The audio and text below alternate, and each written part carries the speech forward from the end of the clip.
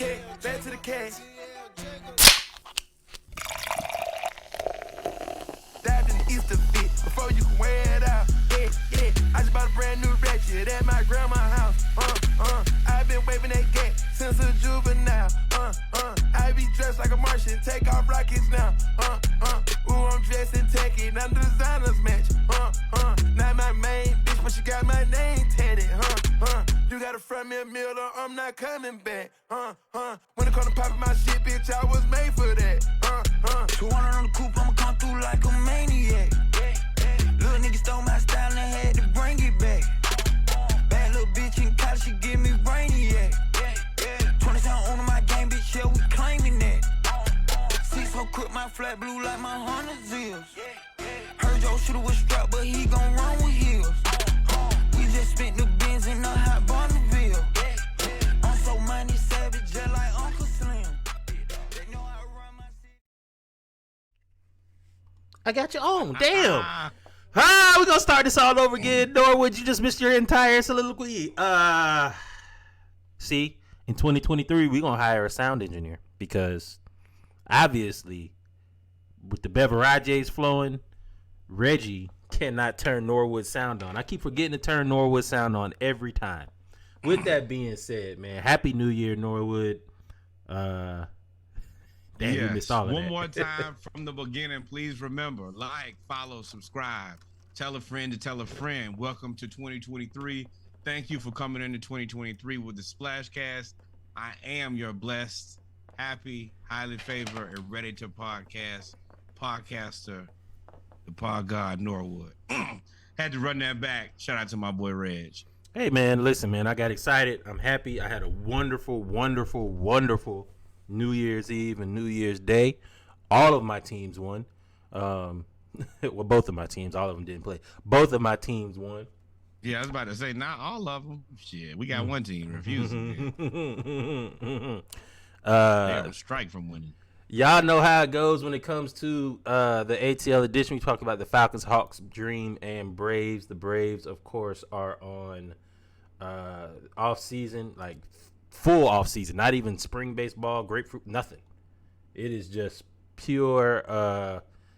They out there vacationing right now. With that being said, wait, before we get into anything, I know that the highlights are up there. Can you go to the standings, please? Click on that second link right there. For a conference or division? Nope, NFL. I'm here for a reason. Okay. Can you scroll all the way down to the very bottom? Mm-hmm. Now, if you notice, we're supposed to be the worst team in the NFL. Oh, this how we starting early. Oh, we starting early. Yes. Okay. It's very clear that we're the worst team in the NFL, and that we were supposed to have the absolute worst record in the NFL. I'm going to look and see Super Bowl Los Angeles Rams. Less wins. The Indianapolis Colts, Matt Ryan. Sabotage, boy, but still. You done had a rough go of it, my friend. I'm going to send a special, thoughts and prayers to you.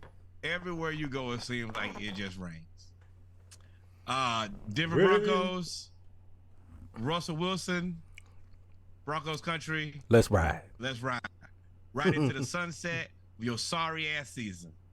Next up, another one of these, what I would call a Norwood special, the Arizona Cardinals. I told you this team was terrible. I told you not only was his team terrible, this quarterback was entitled and not worth the money paid.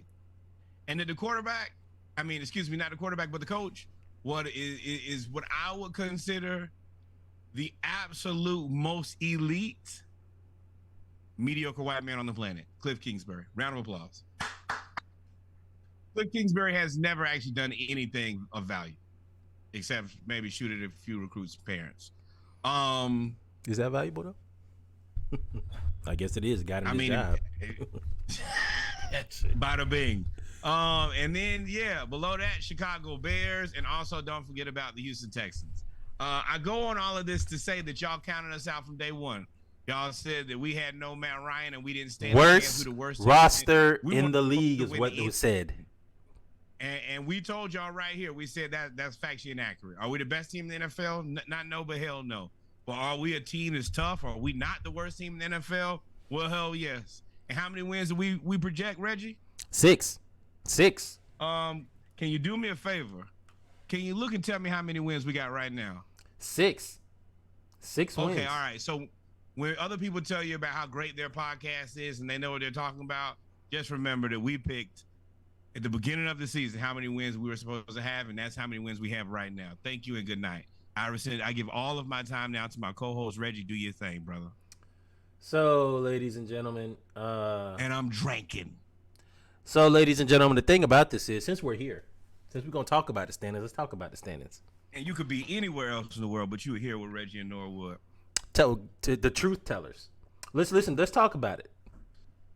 This team right here. Some say soothsayers. This team, the Tampa Bay Buccaneers, stole a game from us. Tom Brady cried himself into a call. Big facts. Big facts.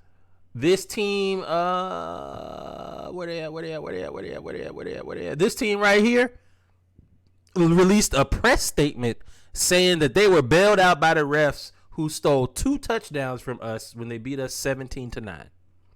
That's 2 wins that we should have had. We would be 8-8 if that happens, and we would be leading the division. Also, I will not discount the fact that we have Marcus Mariota. And is no longer with the team. He started. Quarterback quit. Our sorry ass quarterback quit. Let me tell you how bad it is. That's like when a woman who you don't find very attractive breaks up with you. You're like, whoa, you better go to hell. And this is what exactly happened to us. When our team is resilient and our team is hardworking and our team believes in itself. I had to find some realistic adjectives to use. I didn't want to be like, our team is good. We'll punch you in the mouth. Well, we may punch you in the mouth, but that might be it. I'm uploading something that I want y'all to see because I want y'all to see.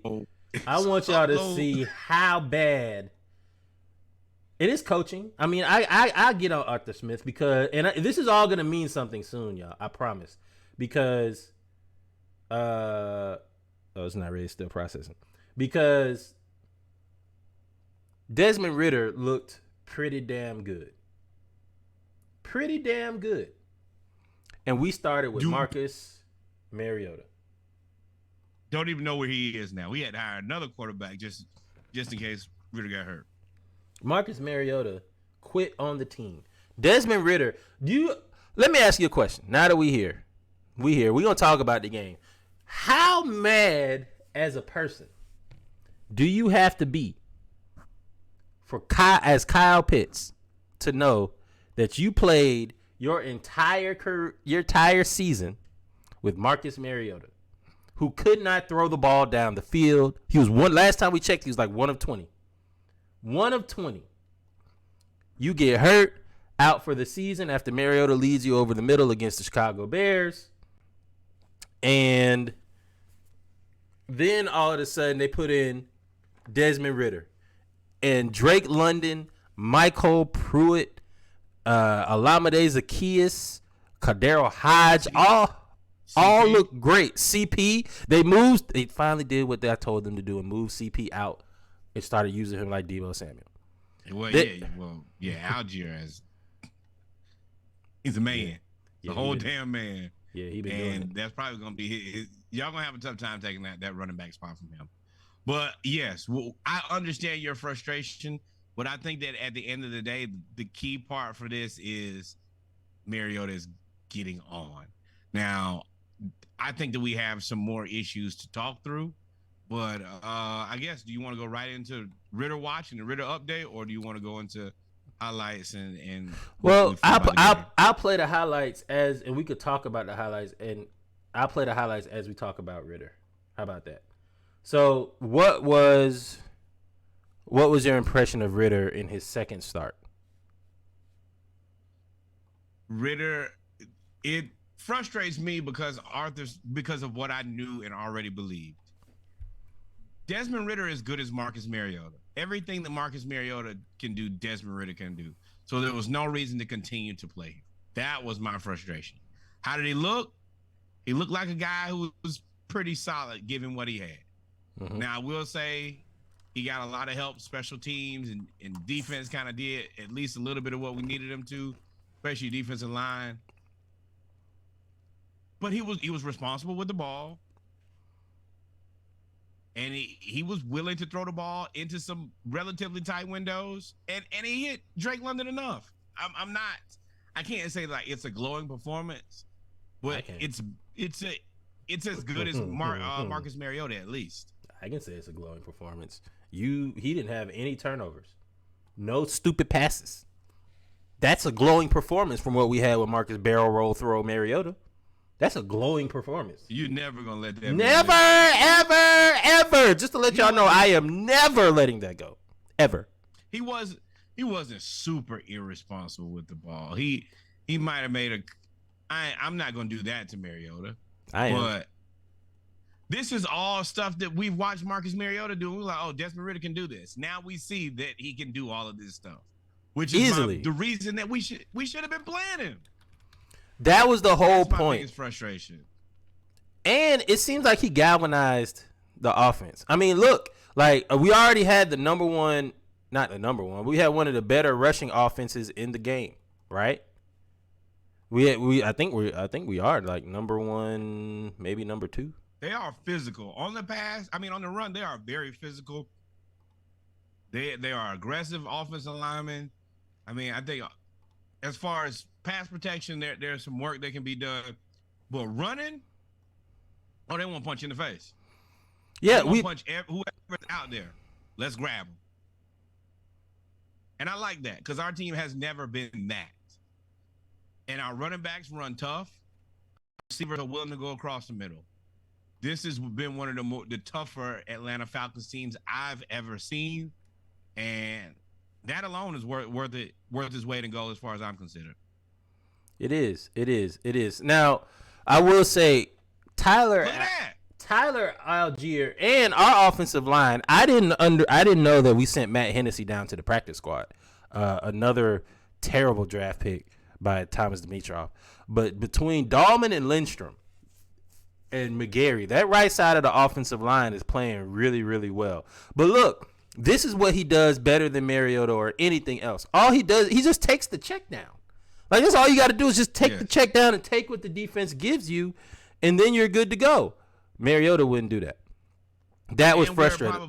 We're probably a level deeper if we have Kyle Pitts pushing the offense further out. The check downs instead of 5 are 10s, which changes the game considerably.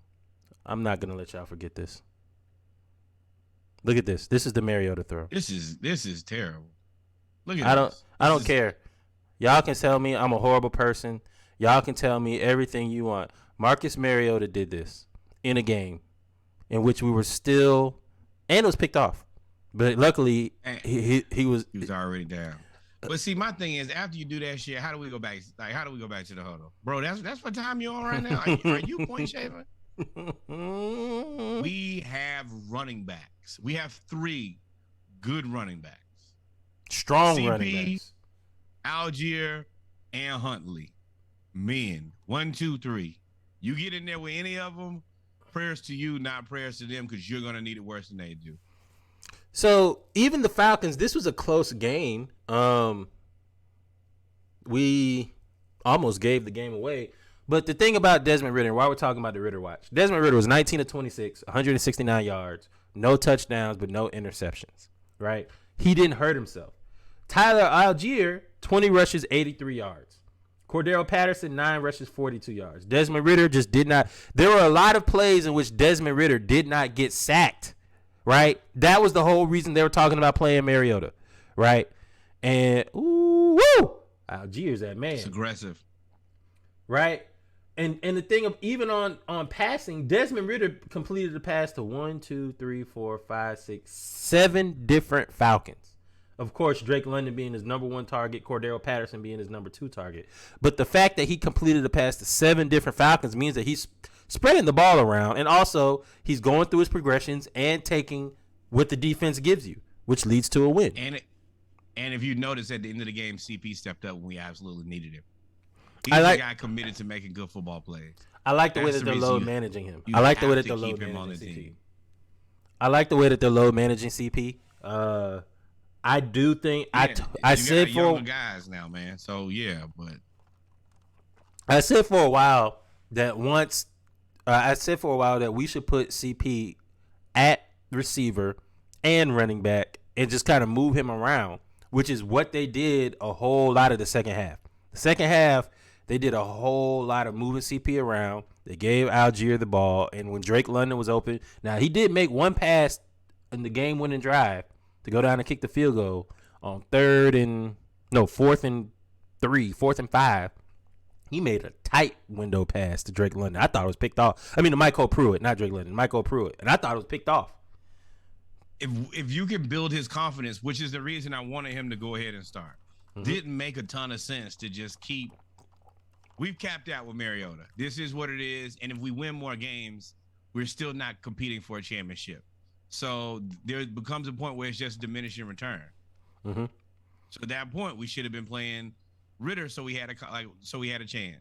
But overall, I'm very happy with the way the Falcons played today. Shout out again to both the offensive line for pushing people out of the way, the defensive line for getting in the way. Shout out to the defense, man. What specifically, one thing that you like about the offense, defense, and special teams? Give me one thing. The offensive line blocking aggressively. And I know that sounds, relatively normal for offensive line, but we are Atlanta Falcons fans. Offensive line has been always one of our more shakier rooms. And in that, I've never been confident to say, we got a bunch of guys who I think are maulers. When it comes to that running it. When we have good seasons, our offensive line is good. Every time we have a really good offensive line, we end up going to the NFC Championship or Super Bowl. Every time. Yes-ish. Yes. No. Because we had Harvey Dahl. Remember we had Harvey Dahl and that the Turley and all of them? I'm with you. I'm with you. I think that I feel confident in this group going into next year, which is kind of my biggest thing is I wish I knew more about the quarterback going into next season. And then defensively, the defensive line. They were in the way. They didn't make it easy on them. I know you got to back up, but they did their job. And that's how and also special teams. Great game from special teams. They blocked a punt. You see that one punt they got the coffin corner like on the 2-yard line. That's all you can ask from that side of the ball. Offensively, man, I like Ritter because he did not lose us the game. He played within himself. I understand the first game that you start, which was against the Saints, if I believe. Your first start, you kind of got thrown in there. Good defensive line. You played shaky, but you still had us a chance to win the game, but Drake London fumbled the ball, right? Even the next game, who did we play against? Who did we play last week? Who Falcons played last week? Panthers. No, we played Panthers last week. Yeah, we did because Drake London fumbled. Yeah. No, it was Ravens. We lost to the Ravens. Right. So you even had a chance to go down. You got 2 scores robbed from you, and you had a chance to go down there and tie the game, but Drake London fumbles, right? So those are 2 losses that are on your record that aren't really your fault. But you can see the confidence building. He threw for like 95 yards against the Saints. He threw for 100 and something yards, or maybe 200 yards against the Ravens. Yep. 235. This game, he was 19 of 26 for 169 because he just took what the defense gave him, and we ended up going down to win the game. So offensively, I really like the way that Ritter just played within himself and didn't try to do too much. Defensively, hey, Isaiah Oliver, I have talked so much shit about you. Yep. And they made the move. They put you at kind of like a robber position, the nickel/safety. You are flourishing this year. Aside from AJ Terrell, which they just refused to throw the ball to his side of the field. Nah, I'm good. We good over here. Isaiah Oliver had more pass breakups than everybody. He He had 5 tackles, 4 that were assisted, 1 sack, and 3 pass breakups by himself. So going into next year, he's obviously not an outside corner. He got embarrassed. But him being in the slot, and he's a bigger corner, he can guard tight ends, he can guard wide receivers, and he's a short tackler. I'm excited about Isaiah Oliver going into next year. And, of course, special teams. Going into next year, I think you still have to address either safety or another corner. I think you go for. I mean, it depends as best available. Or D line. You gotta go D line. You gotta go defense. I don't think if. I think this is a defensive draft, so you gotta go defense. But I mean, I'm partial. I'm a UGA fan. Jalen Carter is a dude. He just got to get in shape. But I also want to get a receiver. My thing is, it's so difficult for us to land a good defensive lineman. I feel like we try that thing every year and just never hit. It's frustrating. There are so many good defensive linemen in the draft this year, and we miss every time. I'm more on the corner boat, corner or safety. We still have to address the loss of Calvin. Yeah, you got to go wide receiver, but you can't go wide receiver too early. And my other thing is, I still don't know what you do at quarterback. You're not going to end up with enough tape on Desmond Ridder to know if he's your quarterback of the future. And I mean, how many more years can we afford to waste of Kyle Pitts? And it's not a fair evaluation, even if you try to look at it now. Jeez, y'all wearing my phone up. Because way too late. Because and he also doesn't have all his weapons. So that's why I'm more on the fact of you probably got to give him a full offseason with Kyle Pitts, because Kyle Pitts will be back for the offseason. Kyle Pitts, Drake London, Cordero Patterson, Algier, a full offensive line. You probably add a receiver. 1, 2, 3, 4, 5, 6. Yeah, you probably add a receiver. And you get a defense that can get you the ball back. You get a defense that can get off the field on third downs. You get a defense that can cause turnovers. You get a defense that can be short tackling to make sure that you're not always playing from behind. We can run the ball, but if we can push the ball downfield on play action pass with a mobile quarterback, I think Desmond Ridder will end up. I'm telling you, his ceiling is Dak Prescott to me. If you surround him with the right weapons, he will look all world. But if you have to lean on him with the wrong weapons, you will lose to the Jacksonville Jaguars. But, like, I really want to see where Ridder goes, what Ridder looks like with a full arsenal next year. So I think that's where you go in the offseason. For me, it's just so frustrating because you could have played him, and we could know. We could come. There's no reason for us to not know right now what we have in this asset. Mm-hmm. But he did everything else so well with his team that you can't second guess him. And I don't like that. That puts you in a very bad situation. You can't second guess who? Arthur Smith. Yes, you can. You can. Do I have to play it I'm again? gonna tell you why you can't second guess him. I know I saw the barrel roll with the people. We don't. The issue is he's coached the team so well, and we got up here and hold on. First of all, cheers to 6 wins like we predicted, and we told y'all exactly what it was gonna be. But if we have the worst team in the NFL, we got 6 wins, then he coached his ass off. Fair. He did coach a hell of a game a few times. Either everybody else has to say, "Hey, we were wrong," which humans are never gonna do. Or you have to give that man respect and say you coached your ass off with a roster that's trash. And I think that more people will be more inclined to say, hey, you coached your ass off with a roster that's trash. And he's the one that found Algier. He says him and Fontenot looked at how many tackles Algier broke, and he led the NCAA in broken tackles and yards after contact 2 years in a row. That shit in the NFL, boy. 2 years in a row. And I didn't realize how, like, big and bulky he is. Like, he is. Yes. When he ran off the field and he took his helmet off, I was like, yo, his forehead goes straight to his neck. Like it ain't no. Hey, you better be polite the way you say that too. Yeah, he run into that dude at Boogaloo. He put you on the swings. Don't no. He went to BYU. He believe in peace. You gotta worry about that. He ain't gonna be at Boogaloo. But what a thing. TJ Watt is destroying the Ravens by himself. But I mean, like all in all, man. This I said this last week. I said this is what's gonna happen. I said I think Ritter's gonna have a good last couple games. And I think there's going to be a lot of hype for us next year, and it's going to be interesting to see how he handles the hype. Because we're gonna have a good draft. I believe in Terry Fontenot. I mean, he put the Saints together. I believe in Terry Fontenot.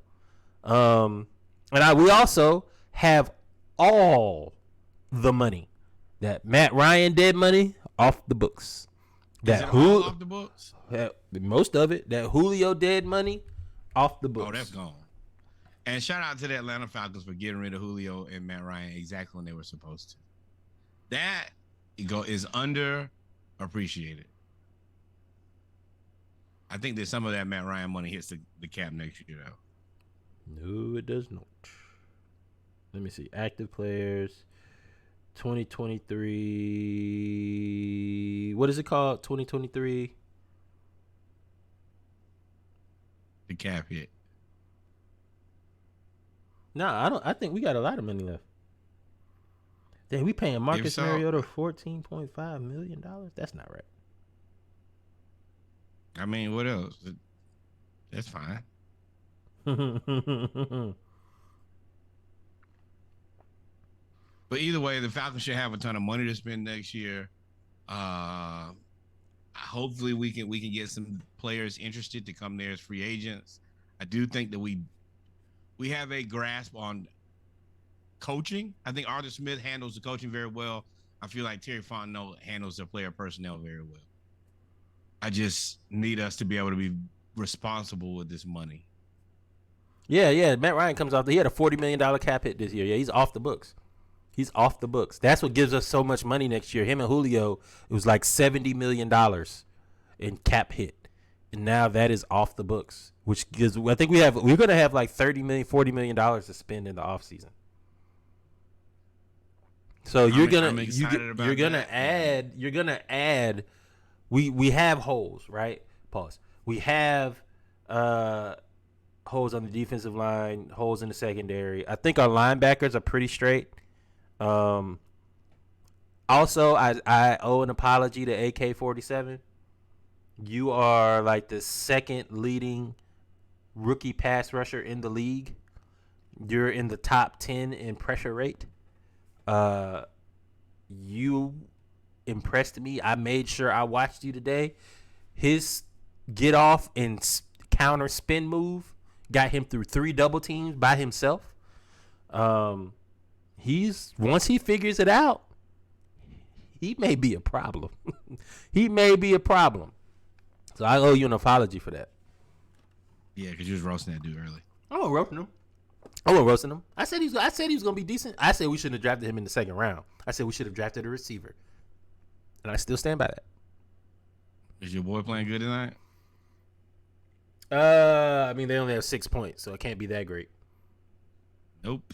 But you also have, yeah. Wow, they stopped him on second. Ooh, 1 catch, 14 yards, 3 targets. So finally, to wrap up this Falcons segment, man, our final game, we got some get back. I really, really wanted to wrap this up. I really wanted the Bucs to lose. I wanted the Panthers to win because I wanted the Bucs to come into the game playing against us with the division on the line, and I wanted us to ruin their season and send them home. We can't now. They have clinched their division. They have, ironically, they are at 8-8, the number 4 seed because of the division. So I'm pretty sure they're going to rest all of their players next week. So we have a possibility to get to 7 wins. I do want us to win. Hell yes. Then I don't care if anybody plays on the other team. That needs to be our Super Bowl. We need to go out of here on a winning streak. We need to go out of here with a good W so that we can reevaluate everybody, because everybody's on them 1-year contracts. We can decide who's staying. We can decide who's going. Right now, we are projected to have, if they standing stayed the same right now, 1, 2, 3, 4, 5, 6, 7, 8. We would have 1, 2, 3, 4, 5, 6, 7. We'd have the 8th pick again. I think that's what we had last year with Drake London. We'd have the 8th pick. If we win, we probably get 9, 10, 11, 12, 13, 14. We lost to the Steelers, so 13. We probably end up getting like the 13th pick. Anywhere between the 10th to 13th pick. There's not really a lot of difference between 8 and 13 when it comes to the NFL draft in the first round, unless everybody's picking the same position. Are you there, or did you freeze? I'm just looking and I'm thinking that is right around. You assume the Eagles, they probably won't be looking for a receiver, but the Texans will. Oh, the Eagles got the Saints pick. No, that's the Cleveland pick. Oh, the Cleveland pick. Yeah. No. The Saints. I'm Texans have the Cleveland pick. But you're right. Yes. The Saints pick goes to Philadelphia, which, helps us a little bit because that means the Saints won't have a pick. Great job, guys. But it also makes the Eagles a strength, stronger. I don't even know what they draft. Running back? They probably get Bijan Robinson. Woo! So the Falcons are gonna beat the Bucks next week. I'm gonna let y'all know that's my pick right now. I don't think the Bucks are gonna play anybody. I think Desmond Ridder is gonna play a hell of a game. You're right. You owe me 6 beers, my friend. For what? Bucks beat the Panthers. We bet that game? Yes, sir. Yeah, because I wanted the Panthers to win. I really wanted the Panthers to win, and they let me down too. Thanks. They was up 21-10. Hate to see it. I guess I don't though. And this is the last fun part of the podcast. We are going to step out of here. I'm going to remove my sunglasses, and we are going to talk about the shit show that is the Atlanta Hawks. There's no other way to put it. We are spiraling at an unprecedented rate for a 500 team. It will not be fun again. We'll be right back, ladies and gentlemen. I got nothing to say. We will be right back. Y'all stay tuned. We're going to wrap up the podcast with the Hawks segment and try to figure out where they're going to go from here. We'll be right back. Love y'all. Peace out.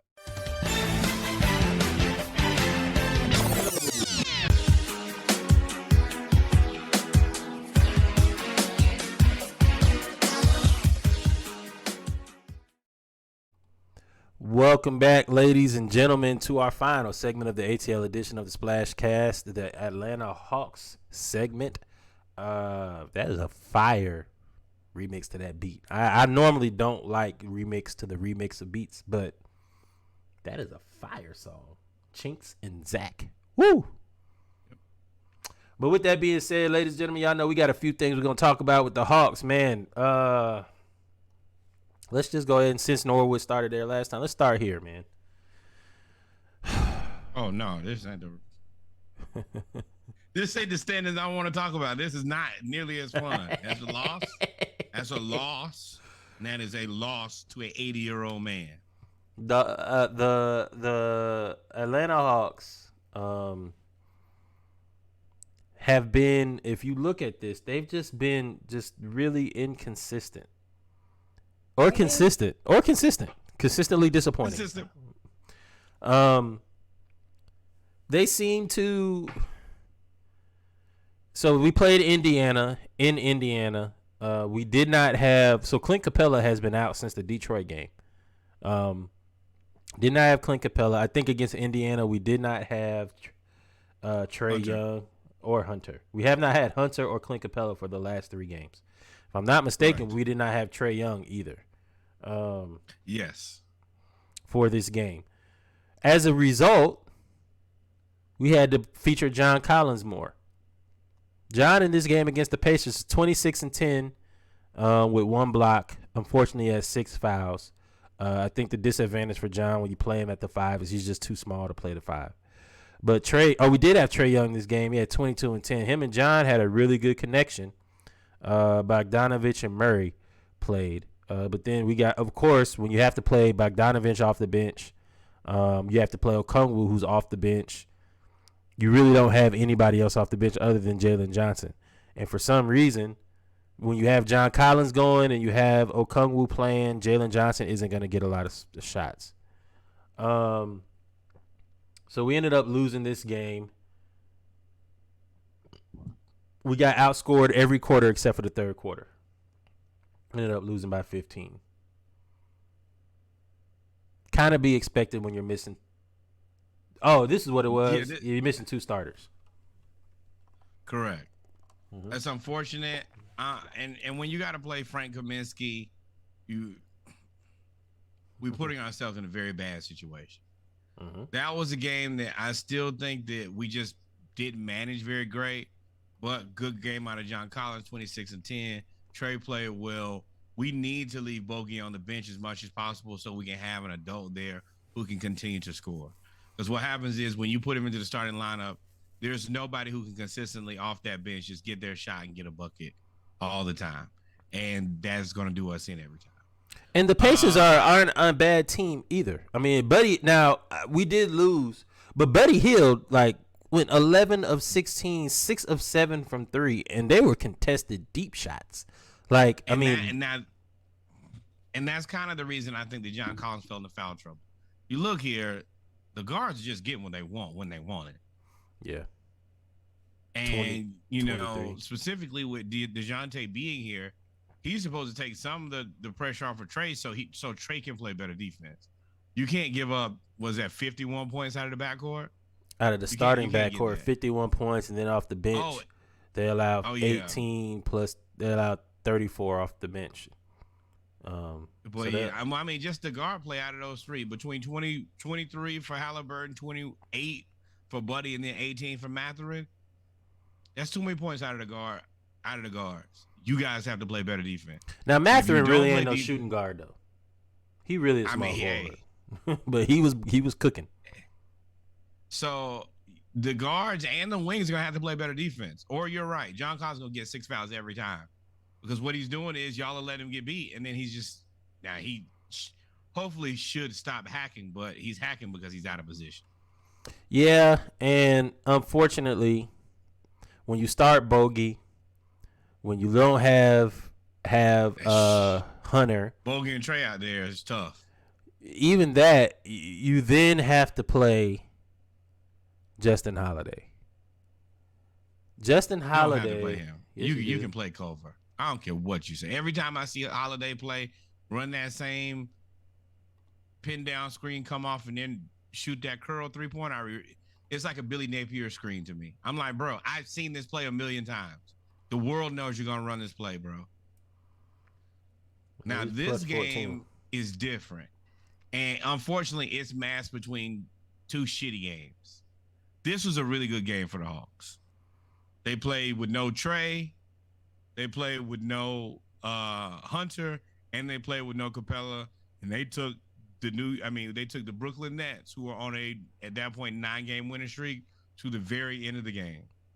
Collins and Durant were going back and forth for a large portion of the game.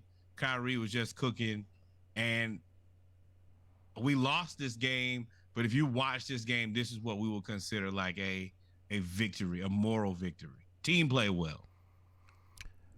They did play well. I'm not into moral victories, but considering that this team had Kevin Durant and Kyrie Irving. At the end of the day, they had 9 games in a row. They had Kevin Durant, Kyrie Irving, Nicholas Claxton, who was 6'11", 6'10", was giving us problems. They were just throwing lobs to him because we had to help. And then Ben Simmons, he played. I mean, it is what it is. But if you look at our box score, played Ben Simmons. I do want to make sure that the world knows that. I watched Jalen Johnson and I watched Ben Simmons play. And yes, they are the Spider-Man meme, but Jalen Johnson played better than Ben Simmons, and Jalen Johnson is more confident than Ben Simmons. So that was my point that I was getting to. Jalen Johnson is doing everything that Ben Simmons does. He brings the ball up the court, but Jalen Johnson in this game playing 25 minutes because if you look at it, we played a 9-man rotation, really 8-man, because Justin Holiday was so awful in the first half that they didn't play him no more. They played him 8 minutes, right? So they played Jalen Johnson, played 25 minutes. He was 6 to 12. Bogey got hot in the second half. DeJounte Murray took 26 shots. We'll get to that. John Collins had 21 points. Okongwu and low-key, Okongwu versus Nicholas Claxton was a great matchup. 18 and 13 for Okongwu, 17 and 10 for Claxton. But at the end of the day, AJ Griffin had a rough game, but he exerted all his force trying to stop Kyrie Irving at 28 points on 22 shots. And Kyrie is kind of misleading his 28 points because he gets points like 9 at a time. Like he don't get like 4 one quarter, 7 another quarter, 10 another. Like he gets like none, Fire. 12. Like he came down and hit it. He hit like 4 shots in a row. Other than that, we had actually kept him under wraps. And then Kevin Durant was having. I forgot who he made fall early, but boy, he made him fall all the way down. Aaron Holiday. Yep, that's exactly who it was. I like Aaron Holiday because Aaron Holiday will pick up 94 feet. That's why Nate plays him. Nate plays him because he's going to, even if he's tired, he knows he's going to play defense 94 feet and make it difficult. We always match up well against the Brooklyn Nets, aside from KD. Really, that's the trump card is KD. Even last year when we played them, we match up very, very well against Brooklyn. It's just they got KD. I will say also they play kind of stupid. There was not one time when we could stop that alley-oop to Nicholas Claxton. Mm-hmm. They could have ran that 100 times in a row and we would have never stopped.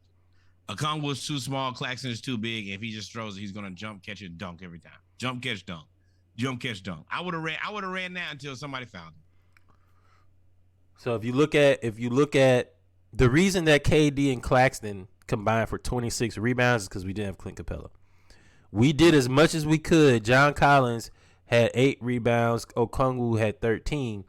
But y'all got to remember, KD and Nicholas Claxton are the same height.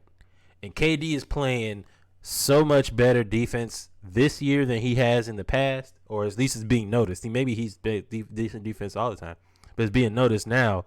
Ebbs and flows with him. They're playing well. But at the end of the day, if you want us to be honest, if DeJounte Murray makes these free throws, we win the game. He missed a free throw. Yeah. And that ended up we had to foul and we couldn't, and he ended up taking the 3. DeJounte Murray played really well at the end of the game. And then of course there was LeBron. And LeBron decided that's a Nate game. That is 100% Nate. Actually, I want to say that both of these games. This game was a Nate game. Why is this game a Nate game? I'm gonna tell you why. First, quietly, John Collins and Kevin Durant were a nice little battle. Kevin is clearly a lot more athletic and faster than Collins. Collins is stronger and more aggressive around. I don't think Collins is stronger. There was a back and forth, probably 4 or 5 plays in a row where it was ISO John, ISO KD, ISO John, ISO KD. KD will go around John will go right through KD. KD don't really, and I don't think that John is the strongest, but KD doesn't want really any physical smoke. You push him, he goes, all right, I'm out of the way. Because he knows he's going to come down there and score again. And he knows that you can't continue to score as long as he can. That is true. All right, no, you got that one. You got a big fella, boom, got them 2. I'm going to come down and give you 3. And then I'm going to give you another 3. And there's nothing you can do. Eventually, you'll get tired or something, or you'll miss. You can be good offensively, I'm better. And that's what KD knew. Now, the second game, the Laker game, I almost want to 100% blame this game on Nate. Why? If you look at this roster sucks. Everybody on this roster sucks. Thomas Bryant, no offense, you suck. Patrick Beverly, we know you suck. Dennis Schroeder, you're a former Atlanta Hawk. Austin Reeves, he was ass. Austin Reeves, who he was. Wayne Gabriel, trash. Troy Brown, Juan Toscano Anderson, Russ, this ain't it. There's one guy to stop. And all we had to do was tire this one man out. LeBron, Ramon James.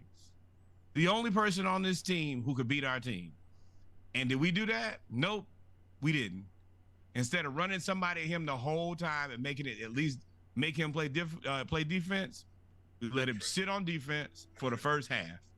Rest. He coasted his ass off. Then he came in the second half and beat us like we stole something. I saw it happen. So with this game, what was disappointing about this game was John Collins was flustered. He got flustered early. He got a couple bad foul calls called on him. And he allowed that to take him out of the game. He only played 23 minutes. Jalen Johnson played 24. But we needed John to win this game. The Lakers don't play. The Hawks did not play any defense this game outside of the first quarter. We were up by 10 after the first quarter. We were up by as many as 15 before the Lakers went on a run to cut it down to 5. Then they opened up the second half with like a 9-0 run and took the lead, and really it went back and forth after that. Thomas Bryant, the problem with the Hawks when you don't have Capella, and why I keep saying John Collins has got to gain 20 pounds, at least at the most 20 pounds, is because when we don't have Capella, we don't have length, we have no pause. This entire statement. We don't have any girth. There's nobody outside of Okongwu that can stop a muscular type 4 or 5. LeBron is a muscular 3, 4, 5, 1, 2. Yeah. Right? Thomas Bryant is a muscular 5. He's just a big dude. I ain't gonna say muscular. He's just big. Yeah. He ain't really got no definition. But he's just a big dude. And at the end of the day, once John Collins got in foul trouble, it was literally Okongwu and Jalen Johnson. And Jalen Johnson is probably the same size as John Collins, maybe a little stronger than John. But it's nothing that you can do for Thomas Bryant. It's nothing. Wanye Gabriel, power forward Wanye was in there playing well because there's nothing you can do to stop the freight train that is LeBron if you don't have mass. That has always been the issue for John Collins. Other than that, I think he could have played better, but I mean, he just got in foul trouble. But see, my issue is that's the reason I think Okongwu has to be a backup. Can't start him. He can't consistently play against the even 17 and 8 centers. Yeah, but you can't let John Collins out rebound because he was guarding LeBron. You can't expect me to get all the rebounds and guard LeBron. Well, yeah, and but we gotta take Collins off of LeBron and KD. He's guarding way too many of those guys. Well, there's nobody else. But there's nobody. They had Okongwu and LeBron a lot. But there's that's why Okongwu was plus minus is -7. But there's nobody else that can guard LeBron. They had AJ Griffin on him for a little bit. But I mean, at the end of the day, you need Hunter. You need Hunter and Capella. You need Hunter and Capella beats the Lakers to me, because there's Russell Westbrook. I mean, we allowed him to shoot. We was go ahead and shoot. Austin Reeves was awful. Dennis Schroeder. So bad that he was helping us out. No bullshit. He was just, and he went into his. He was shooting like Trey. I was like, bro, why are you still shooting? You're bricking these. I saw him brick airball, and I was like, bro, keep shooting. Well, if you, I'm like, bro, they should slap once again. It's a slappable offense. If you don't have it, let somebody else shoot.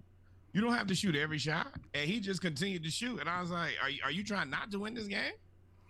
So even with, I mean, and then of course, I actually shoot the Hawks a little bit of bail with this one because I mean, LeBron just turned into LeBron.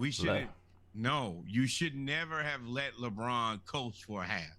I kept saying he's coasting. He is coasting.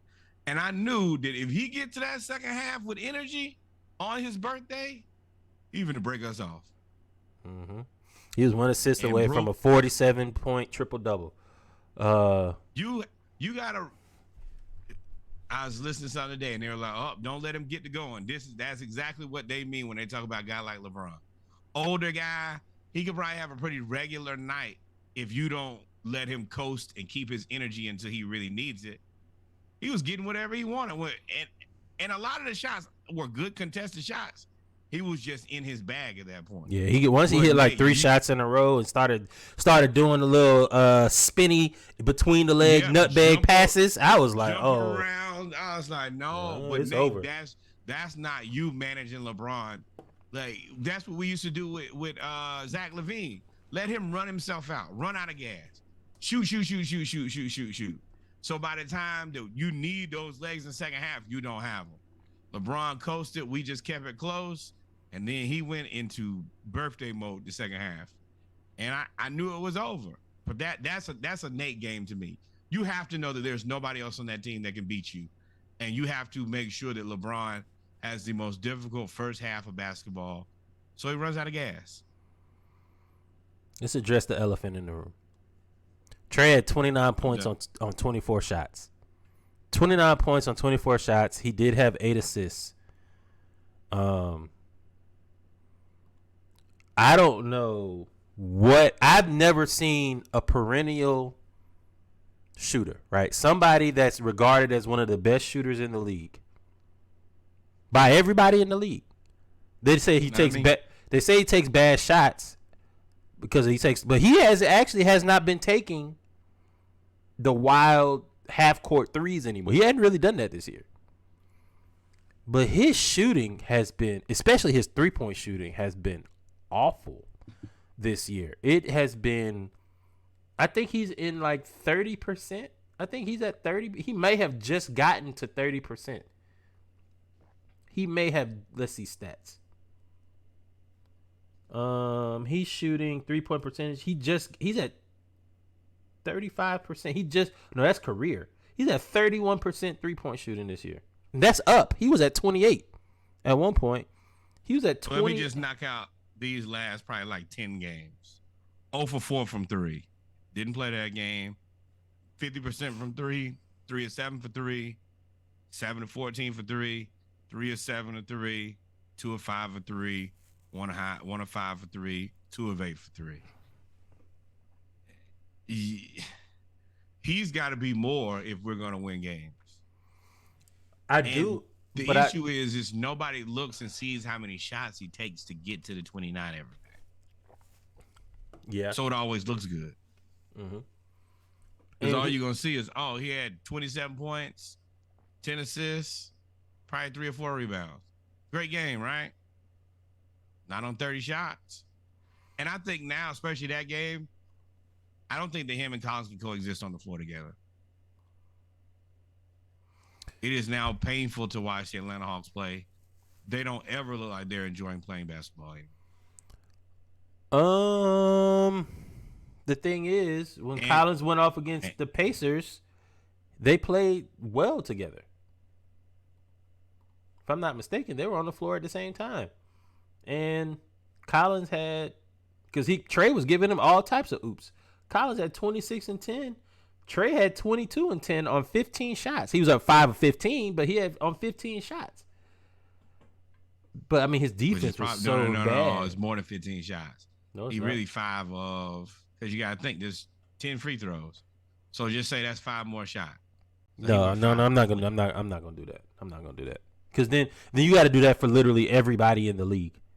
And then that makes everybody else in the league percentage go down. I mean, so if you do that, then DeJounte Murray was 4 of 15 and not 4 of 12. Like, you can't do that. You can't do that. Yeah. But what that does is it accounts for how many possessions that he's getting. So what it is 5 of 15 looks like a light night. Well, if you look at them other 10 free throws, that's your standard 25 shots. It's a lot of shots every night. 25 shots every night is a lot of shots. I don't necessarily agree with that. But that's how many shots that is. I mean, actually, no, it's 20 shots.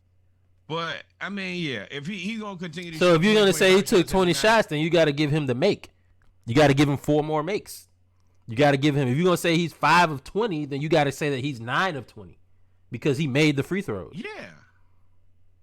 Yes, but my thing is that 20 shots is too many shots. Is it? We didn't have Hunter. It was. We ain't got who else was gonna take the shot. I mean, you had Bogey who took 12, John took 17, Murray took 12. Yes, you got. Eventually, we're gonna have to come to the realization that you gotta let somebody else shoot more shots. He did. John Collins took 17 shots. Okay, and then he shot what 3 more free throws. So say he had 2 more. That's still only 19. 19. Still had less shots. Yeah, if you I feel like this is an unfair argument. This is unfair. Okay. I feel like this is unfair. But what I'm saying is he's shooting too many shots. However you want to dice it up. I don't blame this. I don't blame this on Trey. And let's have this conversation because you're very, very hard on Trey at all times. DeJounte Murray has got to step it up offensively. He had been in a rut. He had been in a rut defensively. You can't allow DeJounte Murray defensively against the Pacers was -20. You were brought here for your defense. You cannot be -20 in plus-minus point differential as DeJounte Murray. First and foremost, you are a defensive player. That is your first responsibility when you came to the Hawks. That is what is going to get you paid. So? No. Yes. Hell no. Yes. He don't believe that. I don't think he believes it. Obviously he don't believe it. -20. But the reason that we brought you here, well, you're supposed to be a secondary playmaker. You are supposed to be tougher and more mentally tough than Kevin Huerter. And you're supposed to play better defense than Kevin Huerter. That's what you were supposed to, and you're supposed to be able to be the offset point guard so that Trey can come off the ball. Which never happened. You cannot be in any game, if you are supposed to be our defensive stopper, you cannot be -20. You can't, just like you called out the guards, said the guards were getting all the points with the Pacers. You can't just call out. You can't just call, but you can't just call out Trey. So my point is, DeJounte Murray, I am going now. What I do agree with that you make this point all the time that Trey doesn't do, that actually I think that Trey has been doing more this year than he did last year, is staying involved even when you're having an off night, because Trey having an off shooting season. So DeJounte Murray, when he's having a bad night, normally will still affect the game. But this game against the Pacers, he only had 2 rebounds, 1 steal. Yeah, he was trash. And against the Lakers, he brought us back. Honestly, he's the reason that we even were in the game at the end of the game. And he's a better rebounder than DeAndre Hunter. Yeah, he's always Anyway, there. Yeah, yes and no. It depends on how you like. DeAndre Hunter, they're playing defense from the same position. They both on the perimeter. There's no reason that he should be there's no reason he should be a better rebounder than DeAndre Hunter. There's no reason for that. Yeah, you're right. But at the same time, we need more from Trey. I do think it's problematic that when Trey doesn't play, everybody else plays better. That is problematic and telling. And I think Nate knows that too. We beat the Nuggets, we beat the Bucks, and we damn near beat the 9-0 Nets. Without Trey. And the ball. Now, the only person that has a little bit of Trey in him is Bogey. There are a couple of possessions. Bogey and DeJounte. No, got a little bit of that. Not DeJounte. DeJounte does that when he on the floor with like the bench. Bogey be like, "Give me the ball," and he stand over there on the elbow, and the ball. Because I was listening to we were both watching it. Listen to the commentators. Vince Carter, I don't like that possession. The ball never left this side of the floor. Yep. And George Pickens. The Steelers about to win this game. And Tomlin gonna get to 500. It's a win for black coaches. But anyway, I need for us to get healthy, or we need to fire our medical staff because we can lose 4 players every year, all the time. Consistently. I need John. I can't tell John Collins to gain any weight because it's not during the season. Not gonna happen. John's got to figure out a way to stay out of foul trouble and stop having so many bad fouls. He has so many hacks and so many bad fouls. No matter the position that he's playing, he has so many bad fouls. Like, and John allows a lot of and ones. If you gonna foul, hey, don't let him shoot. Foul him. He a lot of these. My thing is we don't get him involved in the offense, so he's playing defense and he's pressing, trying to make something happen. Instead of, I feel like that's an excuse. But no, we can't consistently get him 14 shots a game. We can't. We're not even anywhere near that right now, honestly. I'm talking about he takes bad fouls. Bad fouls. Yes, because he's trying to. He's all right. Well, I'm never gonna get any shots on offense. So the only thing I can do is try to make a play on defense. So he's trying too hard on defense to make a play, and you're gonna consistently foul and get frustrated. Foul and get frustrated. Instead of keeping him in the flow. And let's be real. If you're not ever running any plays for him, what does his defender know? I can coast on defense. I got to guard him. As long as he don't dunk on me off a rebound, I'm good. I feel like that's still an excuse. John Collins, no matter what defense, no matter what you're talking about, the bad fouls, he takes, no matter if he's frustrated or not, he's taking horrible fouls. He's taking fouls where he's allowing and ones. I understand that you need to keep your big man involved. You got to keep your big man happy. You got to do all the da. At the end of the day, the big man still got to play defense. You still got to be able to at least not take bad fouls. I don't mind you even taking fouls if you're frustrated, but don't allow these and ones. Don't allow these players to do all this stuff. Yeah, you can't take bad fouls no matter how frustrated you are. And if that is the chase, and if he is frustrated and he's like, I'm not getting any touches on offense, so I'm doing bad fouls on defense, then you need to mature. You need to mature. You need to be frustrated and voice it. So and you can voice it all you want, but you can't. No matter what you saying, bad fouls are bad fouls. No matter if you get 14 shots or 4 shots, bad fouls are bad fouls, and you cannot have bad fouls because then you had 5 shots against the Lakers because you had 6 fouls. You had 4 fouls in 2 quarters. Yeah, but you want to know why? Because I'm guarding LeBron the whole game. I'm playing all-time defense on LeBron, and then I get 4 shots. Yeah, I got to try to make something happen. Okay. At the end of the day, I know what the box score is going to look like. It's going to look like I got dogged out. That's a whole lot of bail. But that's the reason, at this point, trade him. No, just trade him. This is not working. I think we all need to understand that we can kind of get to that point now. This trade Nate John Collins situation is at an impasse. However the media want to dress it up, however Nate wants to dress it up, however Tony Wrestling wants to dress it up, it ain't. It's past its point now. Nate seemed like he a little frustrated anyway because it came out that allegedly Nate was, Shams, doesn't he work for the Athletic? Yes. So the Athletic and the Hawks don't really have the best relationship, to say the least. But it came out. I don't think that media and the Hawks have the best relationship. I'm not gonna say that. It's Trey and the media. So it came out that Shams reported that in the midst of a turbulent season, Atlanta Hawks coach Nate McMillan has strongly considered resigning from his position, sources say. Nate came out. First off, the entire Hawks organization denied this, including Nate. Said he never, ever... Matter of fact, I think I got it right here.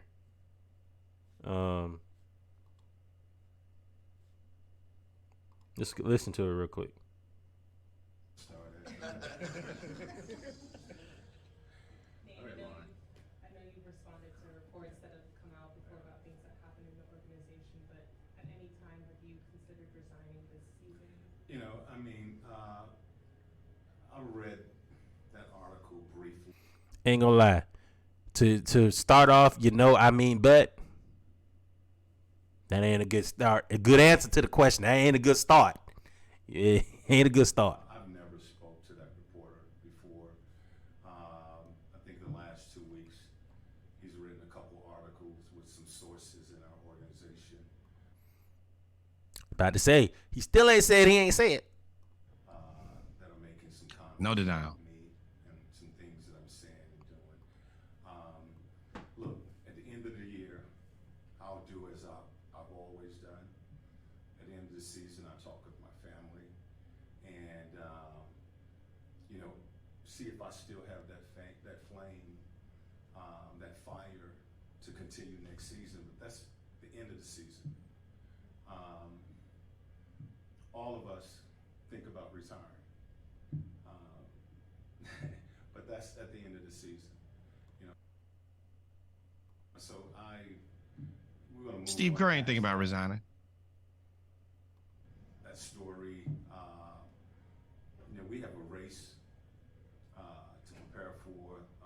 We try to get our guys healthy and make another run at the playoffs.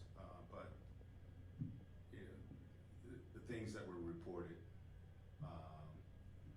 Look, I'm here to coach this team.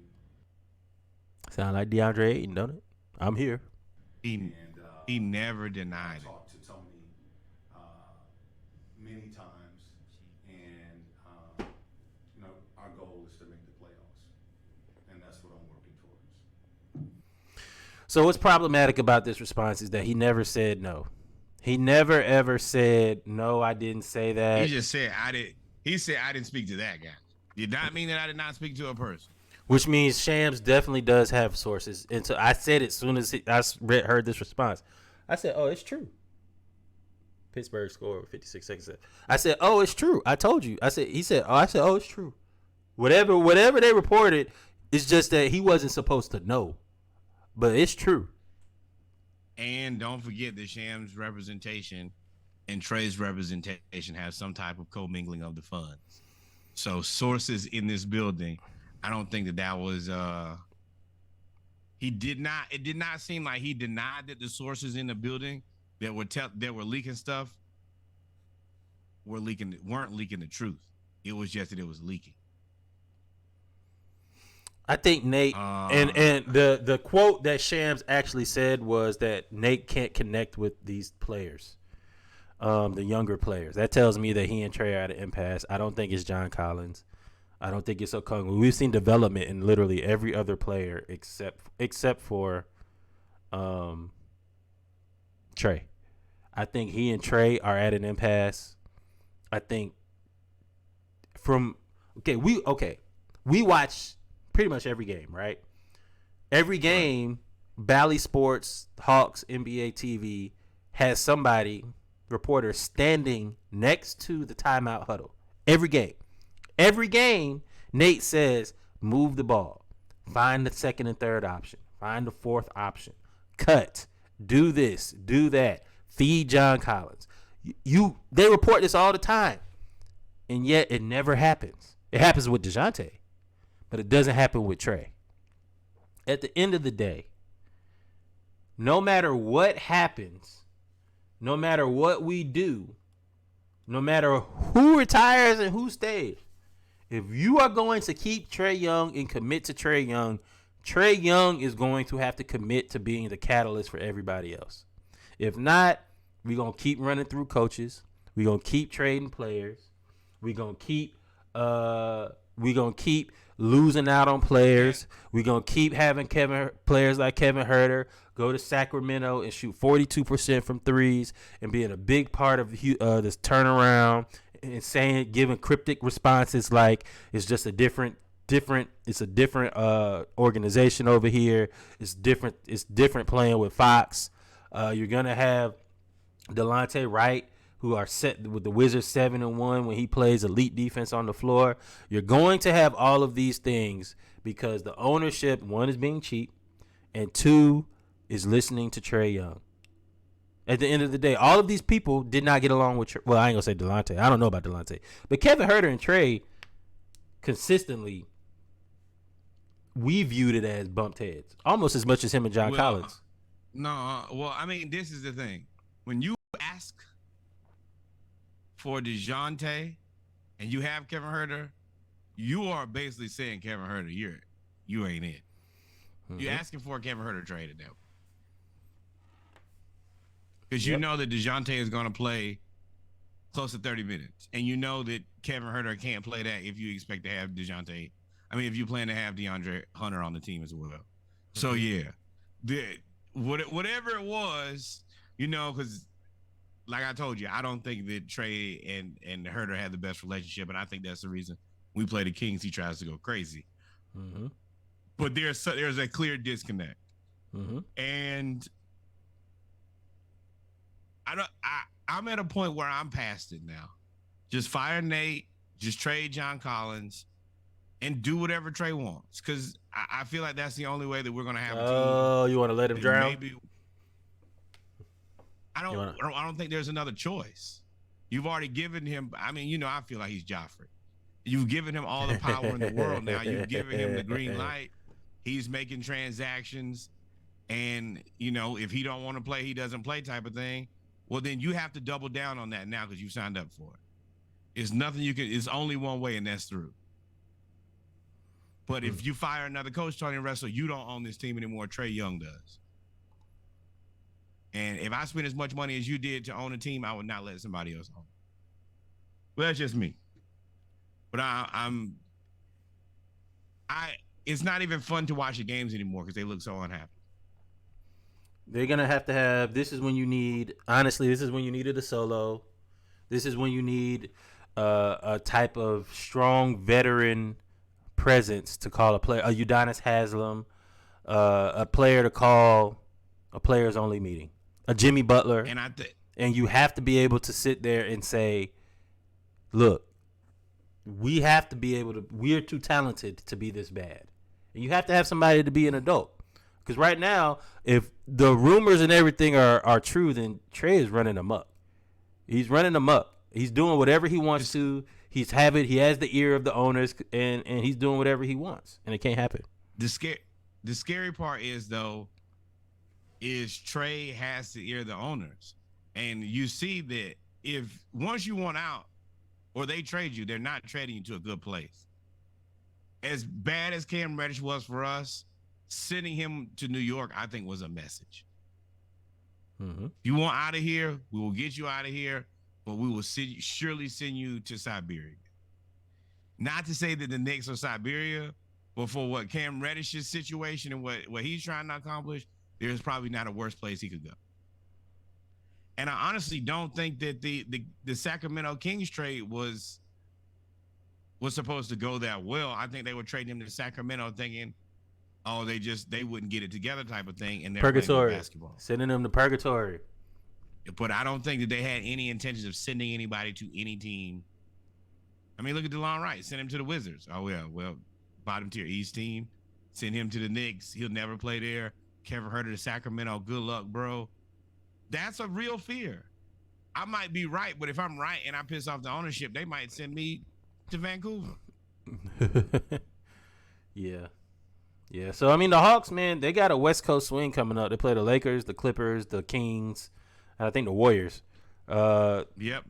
Warriors don't lose at home. That's not good. We play the Lakers again in LA. That's not good. The only thing I can preferably say is I hope we get Clint Capella back and he can play like a world beater again. If we get Clint Capella back, I think we beat the Lakers. If we get Clint Capella back, we lose to the Clippers. If we get Clint Capella back, I think we match up pretty decently with the Warriors because they don't have Steph Curry. And then who else? They don't lose out. They never lose at home. And then we play the Kings as well. And I think Kevin Herter's going to try to get his. Kuminga's out. Kuminga's out tomorrow, though. That helps. We really just doing whatever we can to try. So they're going to try to get – I think Kevin Herter's going to try to get his get back against Trey at home. I think that's what's going to happen. So, hopefully – we got to get Capella back, man. If we get Capella back, we're a problem. We got to get Hunter back. Other than that, it's a wrap. That's the frustrating thing about Clint is you have to get him, then he has to rewarm his body up. The first two games, he's going to be middling at best. Then third or fourth game, because we always do this. We're like, oh, he don't have it anymore. Then like that fourth or fifth game that he plays in a row, he looks like Clint again. And this process of never being able to keep him conditioned and healthy at the same time. He's so good when he's right, but you always in this cycle with him. Yep. I don't have an answer for that yet. But Okongwu too small, so that's the answer. Oh man! But ladies and gentlemen, we've come to the end of the Splash Cast, the ATL edition of episode 84. 84. Episode Yep. 84 of the Splash Cast. With that being said, Norwood, if we didn't forget anything, I think all you got to do is really just take us out. Thank you. We are stepping into 2022. I mean, not 2022. We stepped through 2022 on to 2023. It's a exciting year for the Splash Cast. Also, I know y'all might have missed it earlier. Reggie tried to slip it in. He is a new father now. I do want to congratulate him.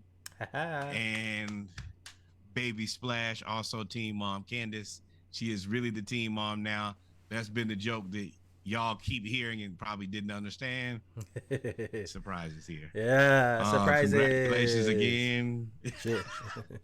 But we are excited. We have some new things kicking off here in 2023.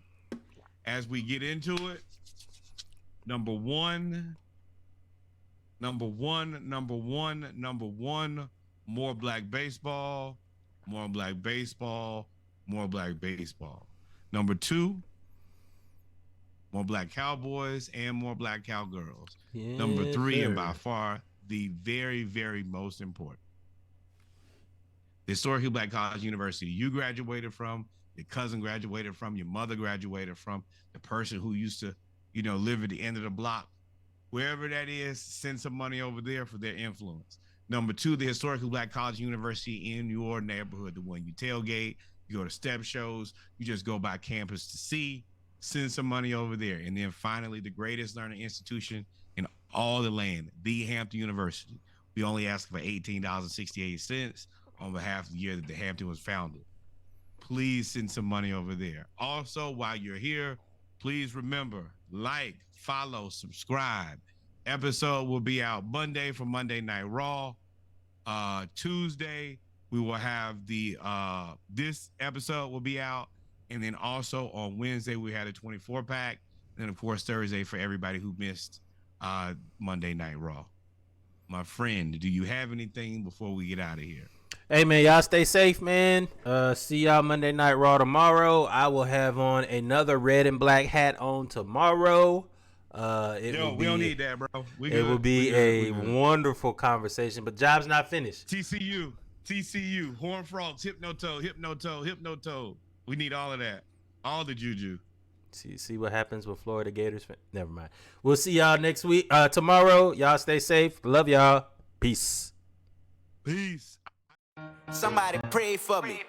Somebody stayed up all night and begged God to make sure I made money. I was so down bad, headed the worst. I had to look at my dog and they hurts. I kept it G, put my life in a verse. Still can't believe I broke the curse. Look, I came from robbing and jacking, from trapping and rapping. Ain't nothing that I didn't do. Didn't have no food in my stomach, you know how that feel. We was starving, to tell you the truth. I used to steal all my clothes, still got all the hoes. It was crazy, but we made it through. Think I be capping, on God I was jacking. Go ask the streets, cause they got the proof. So good, yeah.